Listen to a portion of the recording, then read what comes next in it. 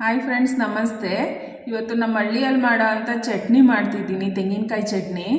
ಇದು ದೋಸೆಗೆ ಮತ್ತು ಅಕ್ಕಿ ರೊಟ್ಟಿಗಂತೂ ಸೂಪರಾಗಿರುತ್ತೆ.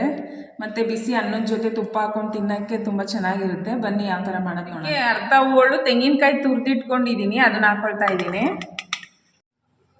ಸ್ವಲ್ಪ ಹುಣಸೆಹಣ್ಣು, ಸ್ವಲ್ಪ ಒಂದು 5-6 ಇಲ್ಕು ಬೆಳ್ಳುಳ್ಳಿ ಹಾಕೊಳ್ತಾ ಇದ್ದೀನಿ.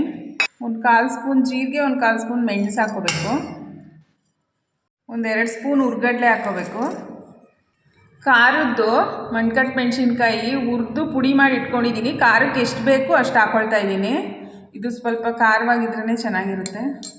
ರುಚಿಗೆ ಎಷ್ಟು ಬೇಕು ಅಷ್ಟು ಉಪ್ಪು ಹಾಕೋಬೇಕು. ಇವಾಗ ನೀರು ಹಾಕಿ ತುಂಬ ನುಣ್ಣಗೆ ಬೇಡ, ನೈಸಾಗಿ ಬೇಕಾಗಿಲ್ಲ, ಸ್ವಲ್ಪ ದಪ್ಪನೇ ರುಬ್ಬಬೇಕು. ನೋಡಿ ಫ್ರೆಂಡ್ಸ್, ಚಟ್ನಿ ರೆಡಿ ಆಯಿತು. ಮಾಡ್ಕೊಳ್ಳೋದು ತುಂಬ ಈಸಿ, ಟೇಸ್ಟು ತುಂಬ ಚೆನ್ನಾಗಿರುತ್ತೆ. ನೀವು ಒಂದು ಸಲ ಟ್ರೈ ಮಾಡಿ ಹೇಗೆ ಬಂತು ಅಂತ ಹೇಳಿ.